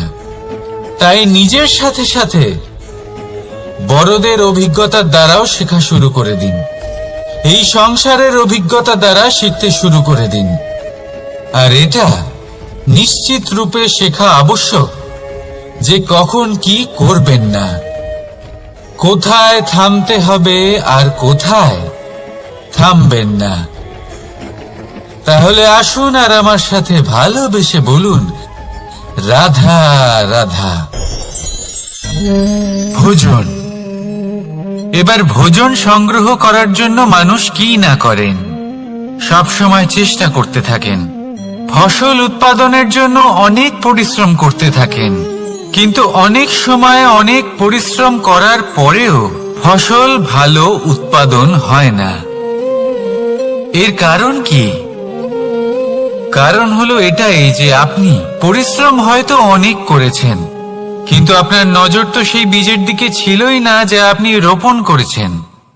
সেই জন্য সব সময় কোনো বীজ রোপণ করার আগে তাকে পরখ করে দেখুন, তা অত্যন্ত আবশ্যক।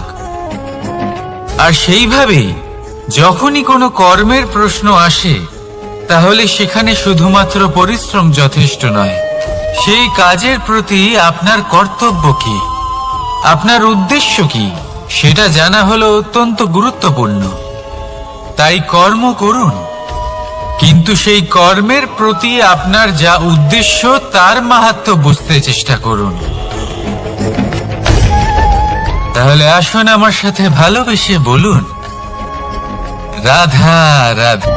জীবনে যখনই কোনো বস্তু বা সুখ স্বাচ্ছন্দ্য অধিক মাত্রায় আপনার কাছে চলে আসে, তখন নিজেকে শ্রেষ্ঠ মনে করার একটা প্রবণতা দেখা যায়, যা হয় আত্মবিশ্বাসে পরিণত হয়, নয়তো অহংকারে। এবার আত্মবিশ্বাস আর অহংকারের মধ্যে অনেক বড় পার্থক্য রয়েছে। আমি এটা করতে পারি, আমি ওটাও করতে পারি, এ হলো আত্মবিশ্বাস। শুধুমাত্র আমি এটা করতে পারি, শুধুমাত্র আমি ওটাও করতে পারি, আমি হলাম সর্বশ্রেষ্ঠ, এটা হলো অহংকার। এবার এই অহংকার এর ধ্বনি অনেক দূর প্রবাহিত হয়, আর এর প্রহার সর্বপ্রথম আপনাকে বিপর্যস্ত করে। এবার এই অহংকার এর বিপরীত শব্দ হলো বিনয়, অর্থাৎ নিজের ঊর্ধ্বে উঠে অন্যের বিষয় ভাবনা চিন্তা করা, সংসারের বিষয়ে ভাবা। এই বিনয়ী হবার চেষ্টা করুন, একের থেকে অনেক হওয়ার চেষ্টা করুন এবং একসাথে থাকার চেষ্টা করুন। নিশ্চিত রূপেই আপনি বিকাশের কারণ হবেন। মত্ততা থেকে নিজেকে দূরে রাখুন, অহংকার থেকে নিজেকে দূরে রাখুন। এই মন প্রসন্ন হয়ে বলবে রাধা রাধা। কোনো এক বস্ত্রে যদি ছোট্ট একটা ছিদ্র উৎপন্ন হয়, আর যদি আমরা তার দিকে নজর না দিই, তাহলে সময়ের সাথে সমগ্র বস্ত্র ছিঁড়ে যায় আর কোনো কাজে আসে না। যদি কোনো একটা নৌকাতে ছোট্ট একটা ছিদ্র উৎপন্ন হয়, তাহলে সময়ের সাথে পুরো নৌকাই জলে ডুবে যায়। লক্ষ্যের দিকে অগ্রসর হওয়ার সময় একটা ছোট্ট ভুল আপনি যদি করে ফেলেন, তাহলে আপনাকে তার লক্ষ্যের থেকে দূরে করে দিতে পারে। এমনটা এই সম্পর্কের সাথেও হয়ে থাকে। কোনো একটা ছোট্ট কথা, একটা ছোট্ট মনোমালিন্য যদি সম্পর্কে আসে এবং সেটা না মেটানো হয়, তাহলে সেই সমগ্র সম্পর্কটা অনেক বড় বড় সম্পর্ক ভেঙে যেতে পারে। যদি আপনার সম্পর্কে ছোট্ট একটা ছিদ্র উৎপন্ন হয়, তাহলে প্রেমের সূচ আর স্নেহের সুতো দ্বারা সেলাই করে ফেলুন, যাতে আপনার এই সম্পর্ক অটুট থাকে এবং প্রেম দ্বারা পরিপূর্ণ থাকে। আসুন আমার সাথে ভালোবেসে বলুন রাধা রাধা। দু রকমের প্রাকৃতিক বেগ থাকে। প্রথম হলো বর্ষা। যখন এর বর্ষণ হয়, তখন মাটিকে শীতল করে নতুন ফসল ফলায়। আর দ্বিতীয় হয় পবন, যা আমাদের সর্বদা শ্বাসবায়ু প্রদান করে। অশান্ত এই মনকে শান্তি প্রদান করে, এই ক্লান্ত শরীরে স্ফূর্তি প্রদান করে। আমাদের জীবনে যত আবেগ আছে, তা হয় বর্ষার মতো হওয়া উচিত, নয় হওয়া উচিত পবনের মতো। ক্রোধ, মতভেদ, বিবাদ, এগুলো হওয়া উচিত বর্ষার মতো। অর্থাৎ কিছু সময় পরে যেন এরা নিজে থেকেই ছিন্ন ভিন্ন হয়ে চলে যায়। আর যদি পবনের মতো কোনো আবেগ থাকা উচিত, তা হলো প্রেম, যা সর্বদা শ্বাসবায়ু প্রদান করে, সবসময় সাথে থাকে। একে আমরা অনুভব করতে পারি না, কিন্তু এই আমাদের অনুভব করার জন্য প্রাণবায়ু প্রদান করে।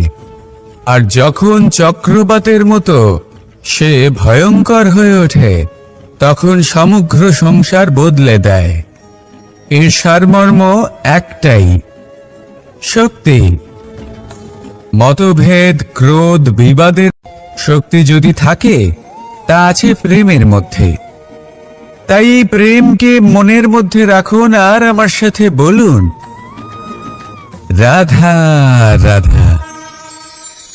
জীবনে দুই ধরনের আবেগ রয়েছে, যার কোনো মূল্য নেই। আমার কথার অর্থ এটা নয় যে এদের কোনো গুরুত্ব নেই, গুরুত্ব যথেষ্টই রয়েছে, শুধু এদের জন্য আপনাকে কোনো মূল্য দিতে হয় না।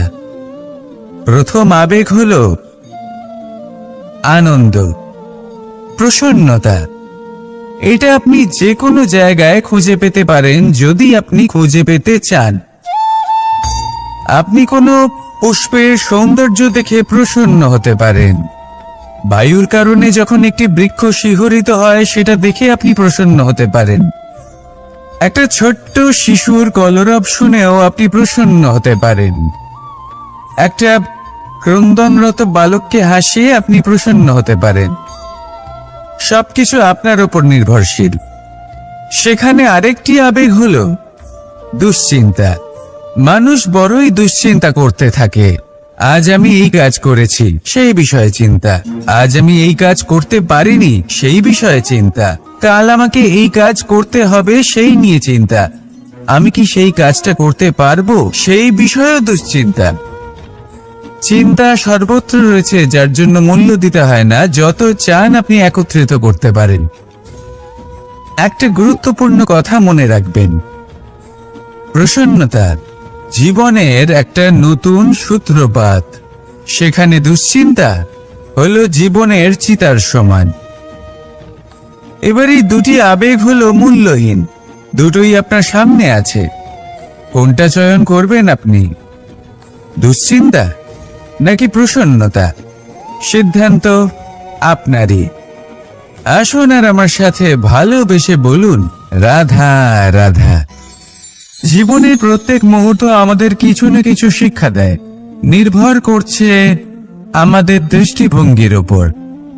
যেমন নদী হলো আমার অত্যন্ত প্রিয়। নদীতে ভ্রমণ করতে আমার খুব ভালো লাগে। কি বলেন? নদীতে সবসময় নতুন কিছু থাকে, ও পুরনো কিছুই নিয়ে বসে থাকে না। সব সময় প্রবাহমান, কখনো থামে না। ততক্ষণ থামে না যতক্ষণ না সাগরে গিয়ে সমাহিত হচ্ছে। ঠিক এইভাবেই আমাদেরও উচিত নিজের জীবন অতিবাহিত করা, নদীর মতো। প্রত্যেক মুহূর্ত নতুন, তাই সেইভাবেই জীবন যাপন করুন। পুরনো কিছুই একত্রিত করে রাখবেন না। বিগত স্মৃতির মাঝে নিজেকে হারিয়ে ফেলবেন না। এই যে বর্তমান, এই যে মুহূর্ত, সেটাই হলো সর্বশ্রেষ্ঠ। এর মাঝেই জীবন যাপন করুন। নদীর মতো প্রবাহমান হতে শিখুন। আপনি শিখে গেলে তাহলে মনে রাখবেন, আমার আপনার মাঝে বিচরণ করতে বড়ই ভালো লাগবে। যে ব্যক্তি আনন্দের সাথে জীবনের প্রত্যেকটা মুহূর্ত অতিবাহিত করে কোনো চিন্তা ছাড়াই প্রবাহমান হয়, কখনোই থামে না যতক্ষণ না মুক্তি লাভ করছেন, এমন ব্যক্তির মধ্যেই রাধাকৃষ্ণ বসবাস করেন। তাহলে আসুন আমার সাথে ভালোবেসে বলুন, রাধা রাধা। আপনি অবশ্যই কোনো গাছ দেখে থাকবেন যেখানে অনেক ফল রয়েছে। সেই গাছের ডালগুলি নিজে থেকেই নত হয়ে যায়। কেন? যাতে মানুষ, প্রাণী, এরা সকলে যাতে সেই ফল খুব সহজে গ্রহণ করতে পারেন। এটাই হলো প্রকৃতির শিক্ষা, এটাই হলো প্রকৃতির নিয়ম। মানুষেরও কিছুটা এরকমই হওয়া উচিত। যদি আপনি সাফল্যের চরম সীমায় পৌঁছে যান, অনেক বেশি ধন অর্জন করে ফেলেন, তখন মনে রাখবেন যে আপনি যেন অহংকারী না হয়ে পড়ে। বিনম্র থাকতে হবে। সেই ধনকে ব্যবহার করতে হবে উচিত কাজের জন্য। সেই ধনের দ্বারা সমাজের মঙ্গল করা উচিত। সকল মানুষকে সাহায্য করা উচিত যাদের ধনের অভাব আছে।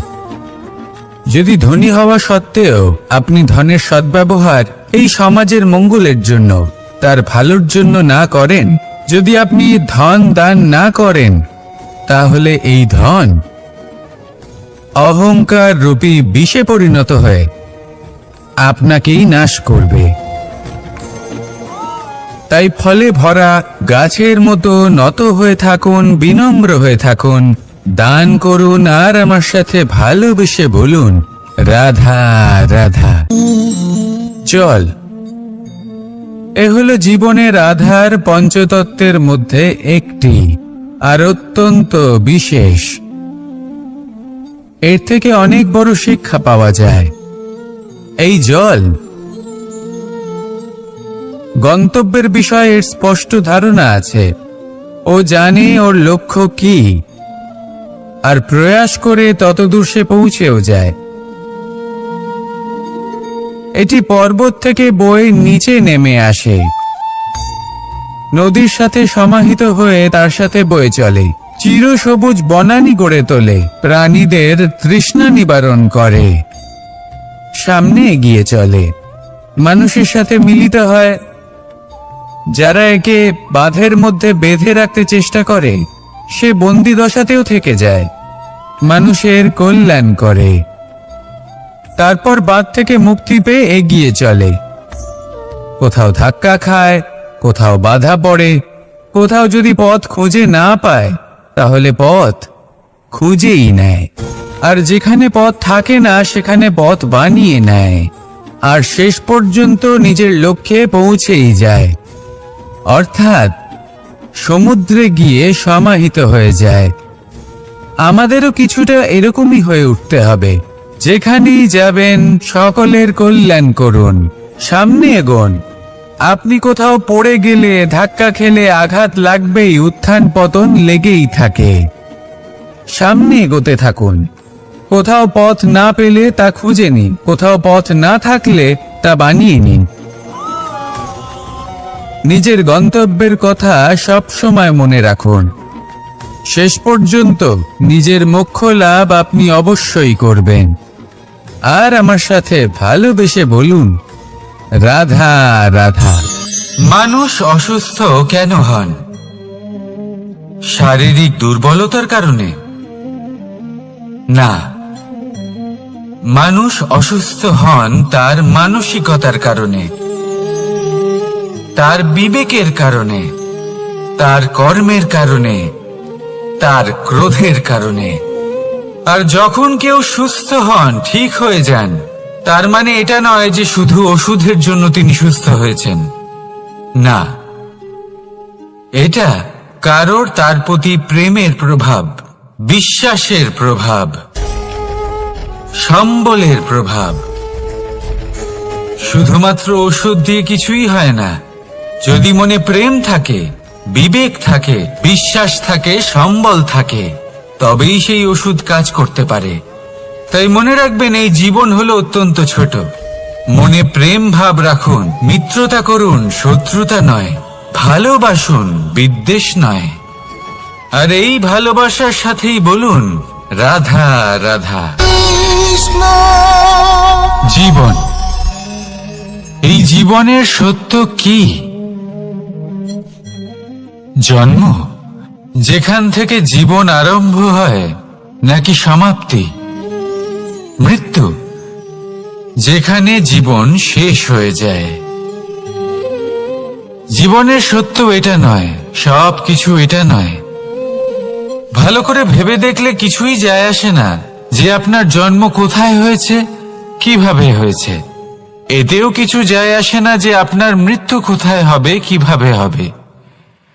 যায় আসে তখন, গুরুত্বপূর্ণ হলো এটাই যে জীবন আপনি যাপন করেছেন তার উদ্দেশ্য কি ছিল, কি ভাবনা নিয়ে আপনি বেঁচেছেন। এখন যদি আপনি এমন কিছু করেন যার দ্বারা এই সংসার আপনার থেকে জীবন যাপনের প্রেরণা পেতে পারে, মৃত্যুর পরেও আপনার কর্ম দেখে তা স্মরণ করে জীবনে বাঁচতে শেখেন, তাহলে তার তাৎপর্য হলো আপনি নিজের কর্মের দ্বারা, নির্বাচনের দ্বারা অমর হয়ে গেছেন। দেখুন, জীবনে দুশ্চিন্তা করা হলো বৃথা, মৃত্যুর ভয়ও হলো বৃথা।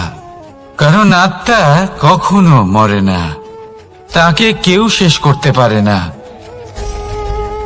না কাল, না মৃত্যু, আর না সময়।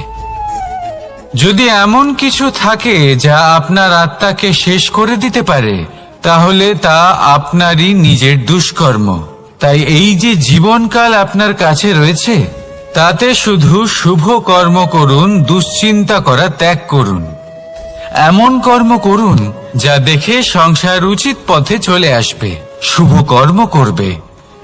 যদি আপনার মৃত্যুর পরে সংসার আপনাকে স্মরণ করে শিক্ষা লাভ করে, উচিত পথে চলে, প্রেরিত হয়, তাহলে আপনিও অমর হয়ে যাবেন। আসুন আমার সাথে ভালোবেসে বলুন, রাধা রাধা। কথায় আছে, যা কিছু অন্তর থেকে নিঃসৃত হয় তা অশুভ হয় না। অশুভ হলো সেই বোধ, সেই ইচ্ছে যা অন্তর থেকে নিঃসৃত হলেও কখনোই বিবেকের দ্বারা পরখ করা হয় না। এমনই একটা অনুভূতি হলো ক্রোধ। এই ক্রোধ আপনার বিবেকই হরণ করে নেয়, আপনার করুণা হরণ করে নেয়। আপনি ভাবনা চিন্তা করার যোগ্যতাই হারিয়ে ফেলেন। এবার যদি আপনি সংসারকে নিয়ন্ত্রণ করতে চান, ভবিষ্যতের উপর নিয়ন্ত্রণ রাখতে চান, বর্তমানের উপর নিয়ন্ত্রণ রাখতে চান, তাহলে প্রথমে নিজের ক্রোধের উপর নিয়ন্ত্রণ করা শিখতে হবে। কারণ এই ক্রোধ আপনার বন্ধু নয়, এ আপনার শক্তি নয়, এ হলো আপনার দুর্বলতা। আর এটা শত্রুর শক্তি বাড়িয়ে তোলে, আর শেষ পর্যন্ত ক্ষতি আপনারই হয়। তাই এই ক্রোধকে নিজের নিয়ন্ত্রণে রাখুন। অশুভ মন্তব্য আপনা থেকেই অসফল হয়ে যাবে। আসুন আমার সাথে ভালোবেসে বলুন, রাধা রাধা।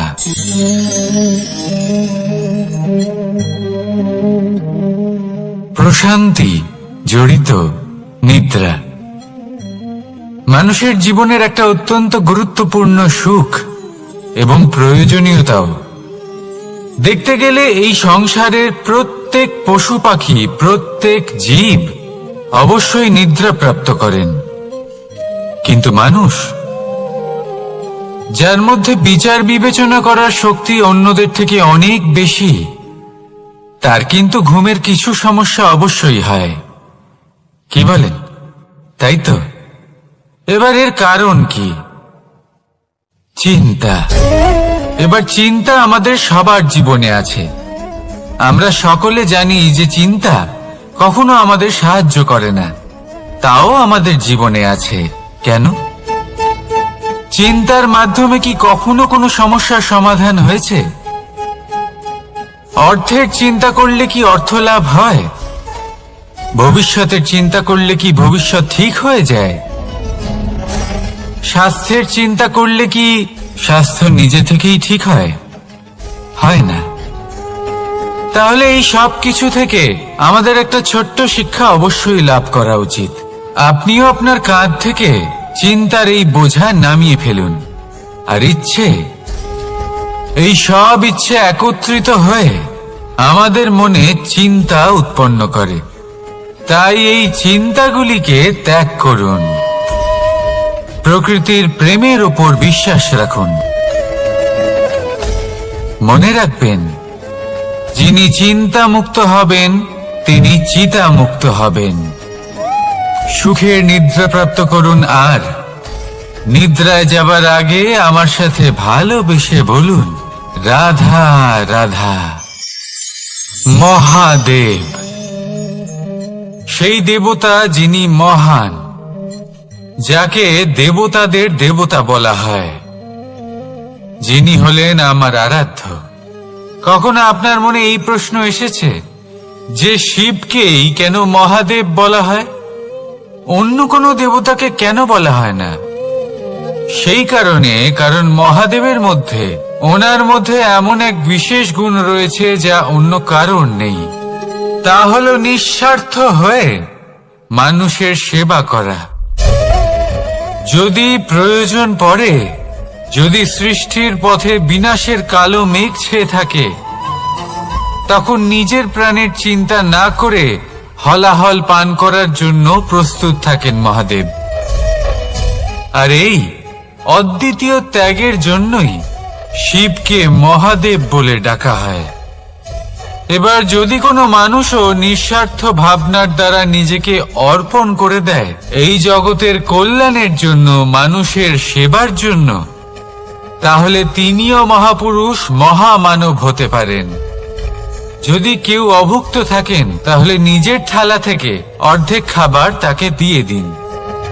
যদি কেউ অসুস্থ হন, তাহলে তাকে সেবা করার, চিকিৎসা করার চেষ্টা করুন। এই জীবন শুধু নিজের জন্য নয়, অন্যদের প্রতি, সমস্ত সংসারের প্রতি উৎসর্গ করুন। যদি এইসব মানুষ শিখে যান, তাহলে তিনি মহাদেবের পথে অগ্রসর হতে পারেন।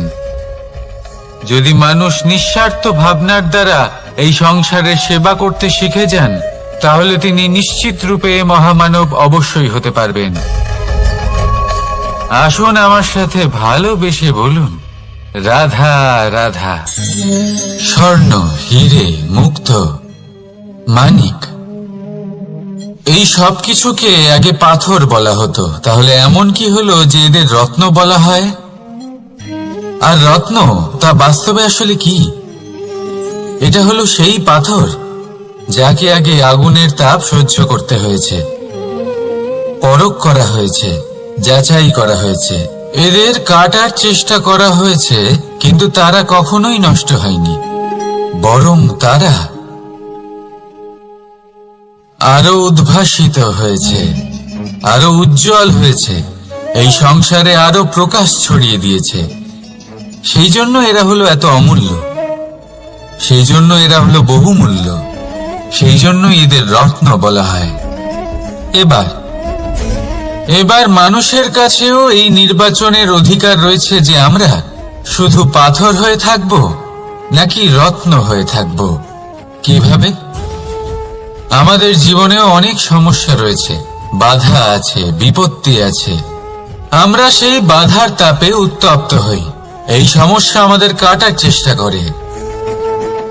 অনেক মানুষ বিভিন্ন পরিস্থিতি আমাদের ভাঙার চেষ্টা করে, কিন্তু আমাদের নষ্ট হলে চলবে না। যেভাবে এই রত্ন সমস্যার সম্মুখীন হয়ে পাথর থেকে রত্ন হয়েছে, সেইভাবেই আমাদেরও আমাদের সমস্যার সম্মুখীন হয়ে রত্ন হয়ে উঠতে হবে। এই সংসারে প্রকাশের স্রোত হয়ে উঠতে হবে। তাহলে এটাই করুন আর আমার সাথে ভালোবেসে বলুন, রাধা রাধা।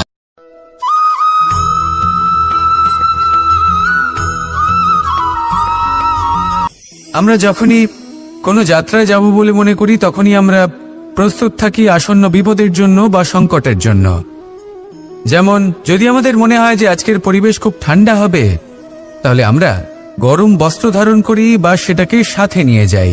যদি মনে হয় যে বৃষ্টি হতে পারে বা বৃষ্টি হয়ে চলেছে, আমরা দেখছি, তাহলে আমরা একটা ছাতা সাথে নিয়ে নিই।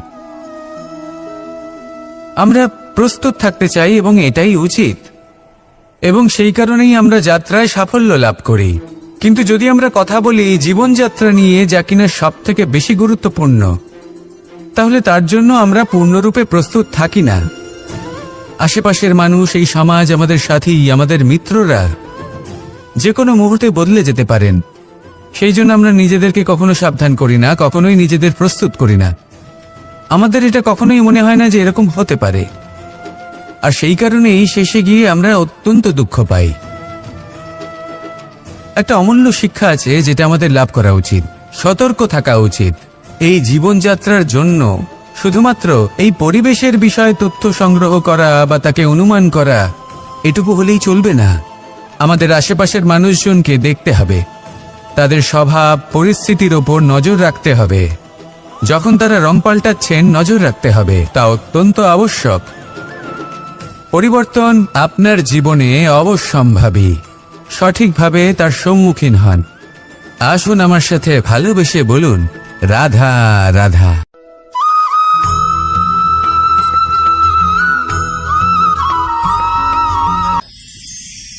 ঈশ্বর আসলে কে?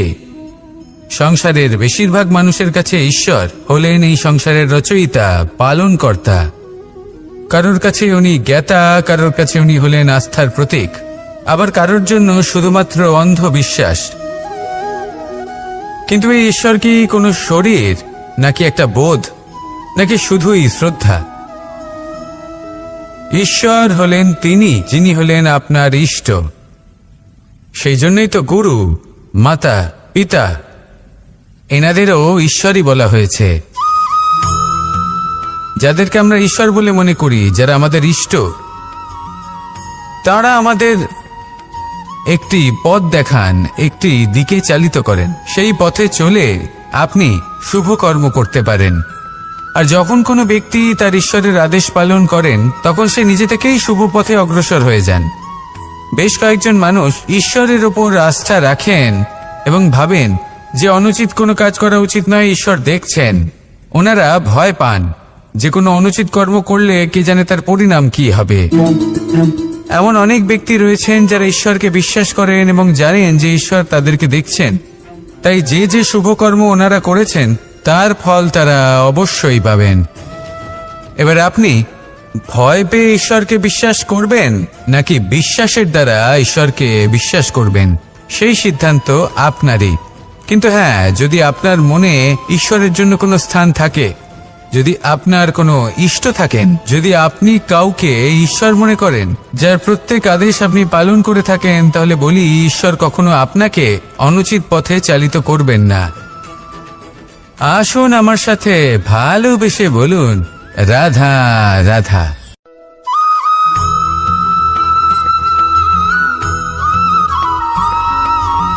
আমি রথে যাত্রা করি, তাতে বারবার পথে থামি আর দেখি যে আমি অনুচিত দিকে যাচ্ছি না তো, আমি উচিত পথেই যাচ্ছি তো।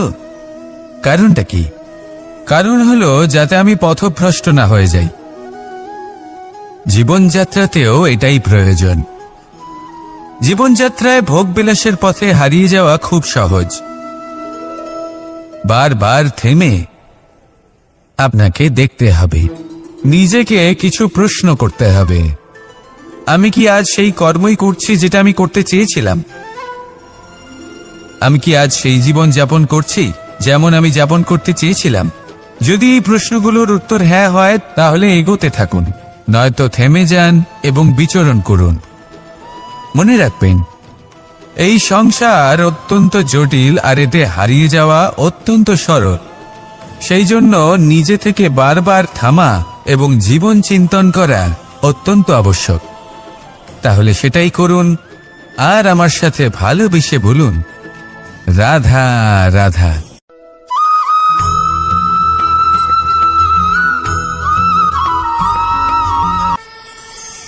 কথায় আছে যে স্বপ্ন এবং লক্ষ্য হলো একটি মুদ্রারই দুটি দিক।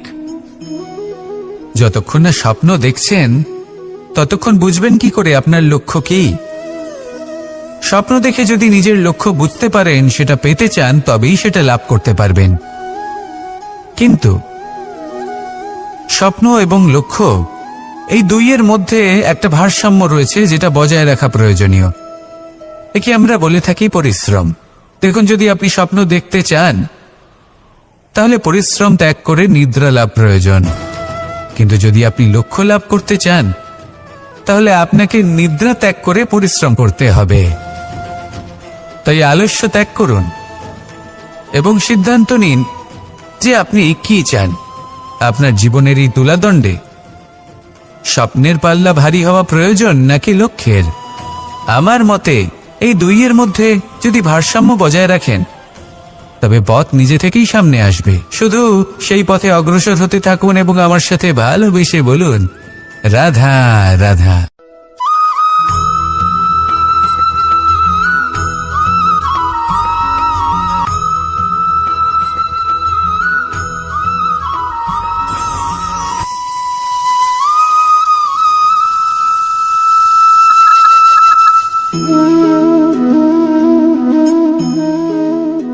মোহনের বাঁশির এই সুর, এই সঙ্গীত কার না পছন্দ হয়?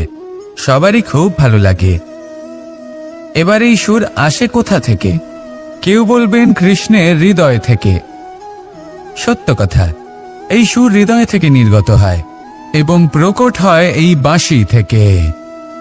এই বাঁশিটাকে দেখুন, এই ছিদ্রগুলি দেখুন, প্রত্যেকটা সুর থেকে নিজস্ব একটা স্বর নির্গত হয়। এবার যে ব্যক্তি এই সমস্ত সুর এবং স্বর বুঝতে পারেন, এতে নিপুণ, তিনি এই বাঁশির দ্বারা যে সুর নির্গত করবেন তা তো মধুর অবশ্যই হবে। এবার জীবনের সাথেও কিছুটা এরকমই ঘটে।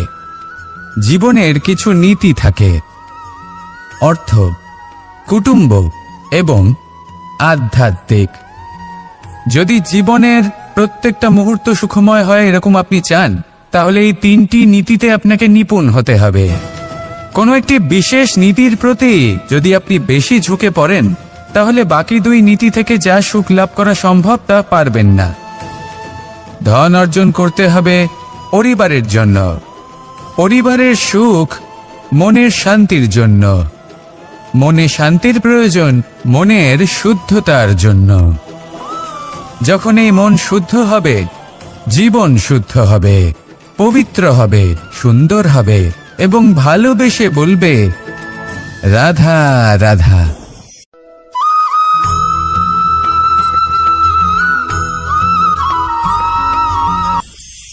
আপনারা সবাই একটা গাছের পাতাকে দেখুন। যতক্ষণ পর্যন্ত ও গাছের সাথে মানে গাছের ডালের সাথে জুড়ে থাকে সে সবুজ থাকে, বাতাসের সাথে সে নড়তে থাকে। যতক্ষণ পর্যন্ত ও সূর্য থেকে পাওয়া রশ্মির শক্তি গাছে পৌঁছে দেয় ততক্ষণ ও ডালের সাথে যুক্ত থাকে। কিন্তু যখন সেই পাতা শুকিয়ে যায় তখন তার কোনো গুরুত্ব থাকে না। সেই পাতা গাছের ডালে এবং বৃক্ষের কাছে বোঝা হয়ে থেকে যায়। এবং এমন এক সময় আসে যখন সেই ডালটি শুকনো সেই পাতাকে পরিত্যাগ করে। এটাই আমরা এই প্রকৃতিতে দেখি এবং এটাই হলো সত্য। আর এটাই আমাদের জীবনে খুব বড় একটা শিক্ষা। যদি আপনিও নিজের জীবনে নিজের আপনজনদের কাছে বোঝা স্বরূপ হয়ে দাঁড়ান, তাহলে তারা আপনাকে যতই ভালোবাসুক না কেন, ওনারা যদি নাও চান তাহলেও এমন এক দিন আসবে যখন আপনার আপনজন আপনাকে পরিত্যাগ করবে। সেই জন্য সবসময় আত্মনির্ভর হয়ে ওঠার চেষ্টা করুন, নিরন্তর পরিশ্রম করতে থাকুন, কারোর উপর বোঝা হয়ে থাকবেন না, বরং তার সাথে মিলে দায়িত্ব পালন করুন। এমনটা করবেন তাহলে আপনার সম্মানও বজায় থাকবে এবং সম্পর্কের মধ্যে আপনার মূল্যও বজায় থাকবে। আসুন আর আমার সাথে ভালোবেসে বলুন, রাধা রাধা।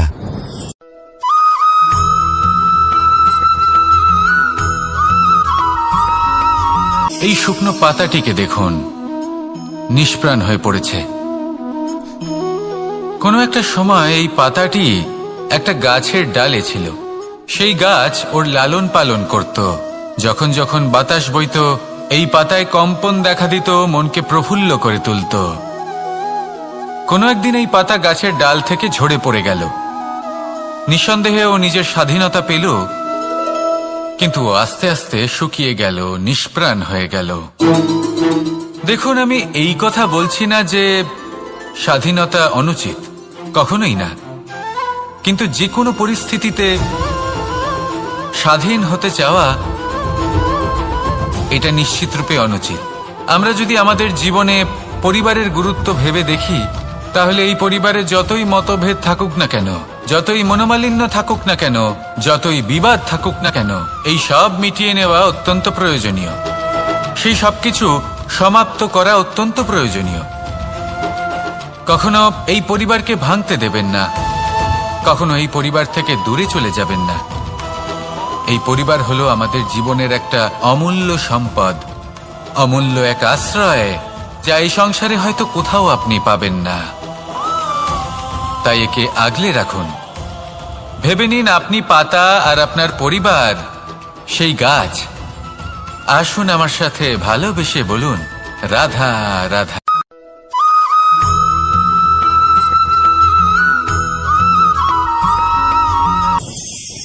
প্রেম আড়াই অক্ষর, মাত্র আড়াই অক্ষরের এই শব্দ প্রেম, এর মধ্যে ত্রিলোকের এবং সমগ্র ব্রহ্মাণ্ডের বীজ নিহিত আছে। এমন কি আছে যা এই প্রেম করতে পারে না?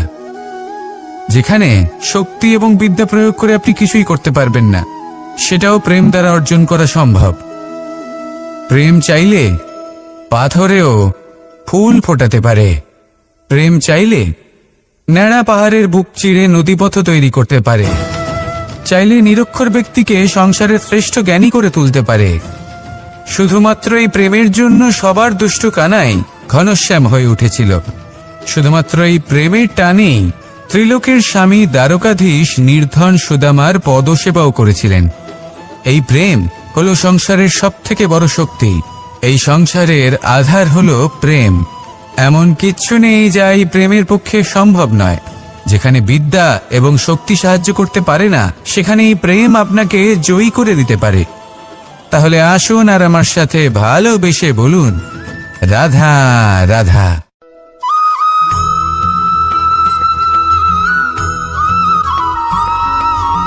দীপাবলি আমাদের সবথেকে বড় উৎসব।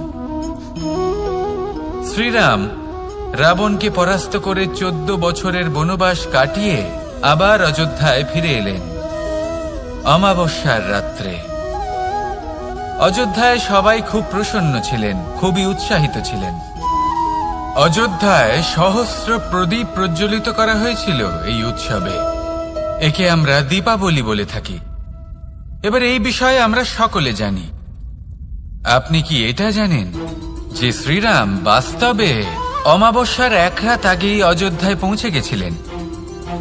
সবার সামনে অমাবস্যার রাতে এসেছিলেন। এর কারণ কি? শ্রীরাম প্রমাণ করতে চেয়েছিলেন যে যে কোনো সময়, দিন হোক বা রাত, শুভ বা অশুভ হয় না। শুভ অশুভ কিছু থাকলে তা হলো মানুষের চিন্তা, তার ভাবনা, তার নির্বাচন আর তার কর্ম। নিজেই দেখে নিন। শ্রীরাম অর্থে দীপাবলি বলা যেতে পারে। তাহলে নিজের পরিবারের সাথে দীপাবলি পালন করুন। আপনাদের শুভেচ্ছা জানাই। আসুন আর আমার সাথে ভালোবেসে বলুন, রাধা রাধা।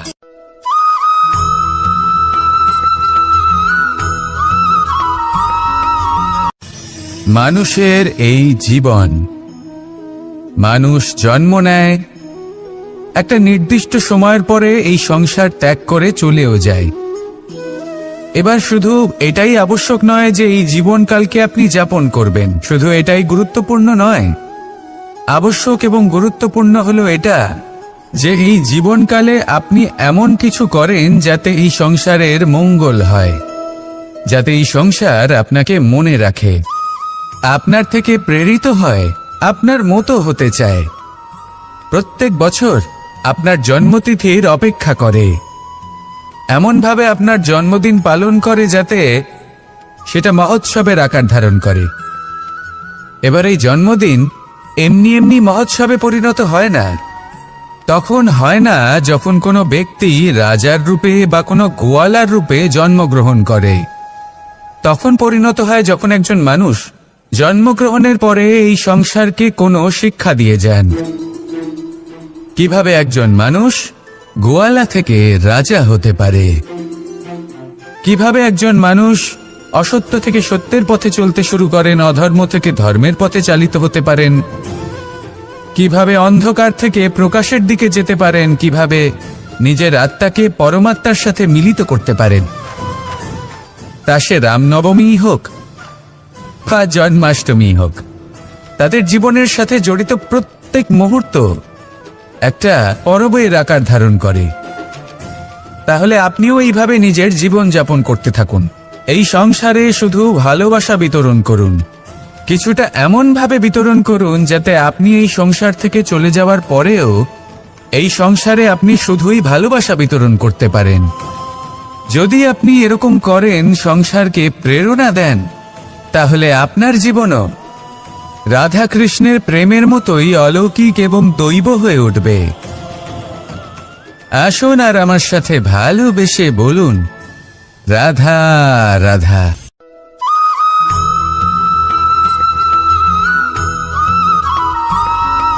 ভোজন।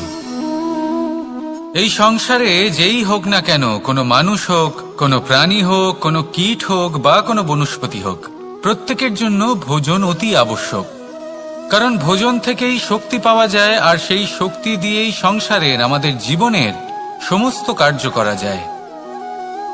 এবার এমন এক ধরনের শক্তি হয় যা শীতের ঋতুতে সূর্য থেকে আমরা পেয়ে থাকি, আর আরেক ধরনের উত্তাপ হয় যা দিয়ে ভোজন রান্না করা হয়, সুস্বাদু নানান ধরনের ভোজন। এবার অত্যন্ত গুরুত্বপূর্ণ হলো যে ব্যক্তি সেই ভোজন বানাচ্ছেন তার মানসিক পরিস্থিতি এবং সেই ব্যক্তি যিনি ভোজন গ্রহণ করছেন তার মানসিক অবস্থা। যখনই আপনি ভোজন বানাচ্ছেন তখন ভালোবাসার সাথে কাজটা করুন, ধন্যাত্মক ভাব নিয়ে, সৎ ভাবনার সাথে। কারণ আপনার এই মানসিক স্থিতি শক্তির আকারে সেই খাদ্যের সাথে মিলেমিশে যায়। আর যখনই আপনি ভোজন গ্রহণ করছেন, তখন সদ্ভাবনার সাথে, প্রসন্নতার সাথে গ্রহণ করুন, ধন্যাত্মক ভাব নিয়ে। যদি আপনি প্রসন্নতার সাথে রান্না করেন, প্রসন্নতার সাথে খাদ্য গ্রহণ করেন, তাহলে আপনি প্রসন্নই থাকবেন। আর মন সুপ্রসন্ন হয়েই বলবে, রাধা রাধা।